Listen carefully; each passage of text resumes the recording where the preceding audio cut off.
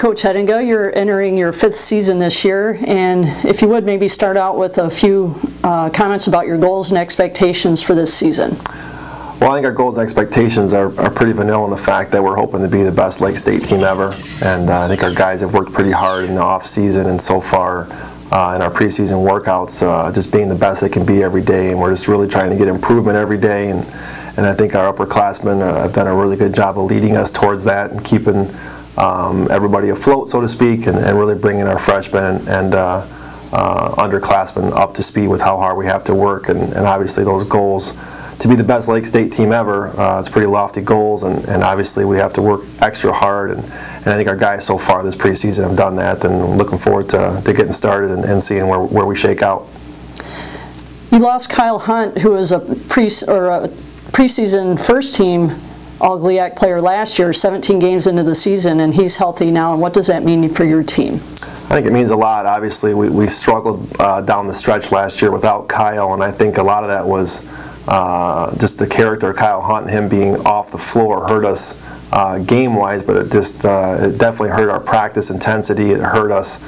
I think the calmness that Kyle brings to our team, that security blanket that he brings, just being one of our most positive players off the floor and on the floor. He's just one of those guys that every program needs because he keeps everybody so loose, and he's just fun to be around and those type of things. I think we missed that maybe even more than we missed him on the floor, and I worked well without him, and I think you know, our guys picked up the pieces without him a little bit, but we really missed him on the floor. You had, partly because of Kyle's injury, 7 different players start games last season, and 4 of those players return. Should we expect to see a variety of lineup combinations this year?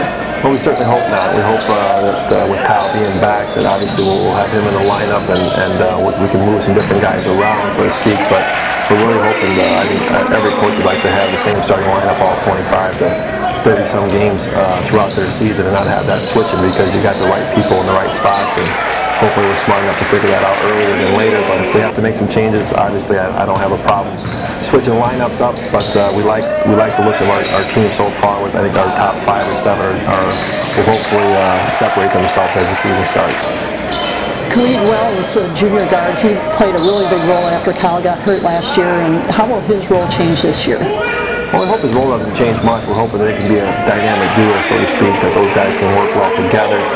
We definitely are going to move Kyle around from the 3 position, which he played last year, and he played the point guard as a freshman, so we figure we might as well move him to the 2 this year and make sure he gets to at least play 3 different positions while he's in college, and hopefully that can slide Khalid over to the 3 and they can play in the same lineup together. But obviously I don't think it really matters much to Khalid or to Kyle as far as what position that they play, as long as they're on the floor, and we think with both those guys on the floor we're going to have some tough matchups for some teams to try to deal with both those guys, because they're very capable of getting to the basket as well as shooting and doing different things on the floor. So we're hoping that together, you know, I think it might be a blessing in disguise that Kyle got hurt, that Khalid, excuse me, got some experience out there on the floor, and now he's able to step into that role again this year. And who seems to be taking the leadership role or taking the reins in the post this year? So far, I mean, from our individual workouts, Cameron Metz has really kind of separated himself in the post at the center position. We really like his versatility, being able to play inside and out. We think he runs the floor very, very well. It's going to be tough for a lot of the centers in our conference, and to stay with Cameron. He's probably one of our 2 fastest guys on our team. It's a nice luxury to have at the center position, to have a guy that's so fast that can run the floor, and you know, we're really looking to run a little bit more this year, and we think that with Cam at center that it's going to be a great little thing for our team to have. But backup guys, Mike Boland as a senior and Lucas Holt as a redshirt freshman will definitely see time at the center position. And then at the 4 position right now, Derek Kinney has had a great off season. He looks great, and he really came out for us at the end of last season. Has been a major part of our team the last 2 years, and now as a junior, we're really expecting a lot of things from Derek Kinney in the post as well. Who are your top 3-point shooters this year, and will that part of your offense be as prominent as it has been?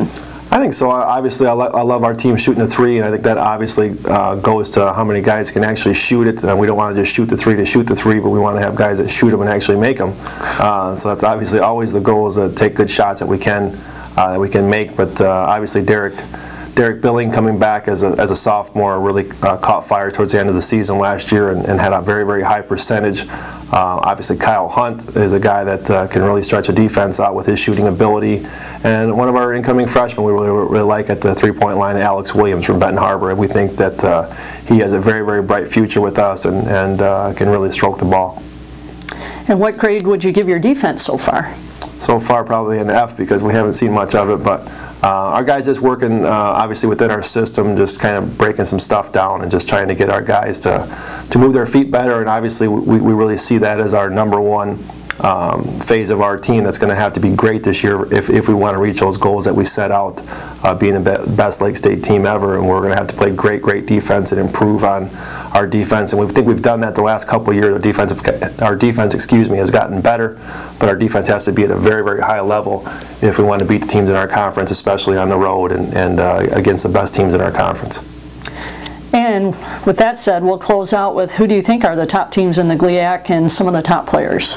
Wow, loaded question. There's so many good teams and great players in our conference. It's kind of tough to pull some of those out, but obviously I think on paper there's I think obviously I'm more accustomed to seeing the teams in the north with Ali Hadar and some of the better players in our conference over at the Michigan Tech side, and Grand Valley obviously has 3 or 4 great players, and Ferris will have the same type of players again this year. So we're just looking team-wise. Obviously, I think that I mentioned Michigan Tech. I think Hillsdale is going to have a great team coming back with a bunch of seniors, and there's a lot of new teams that have added great players in our conference. So I think night in, night out, you're not going to find a better conference in the nation that just has great coaches and great players. So there's so many players. I hope I don't mislead and not mention all the great players in our conference, but I think it's just too loaded of a question to answer that honestly.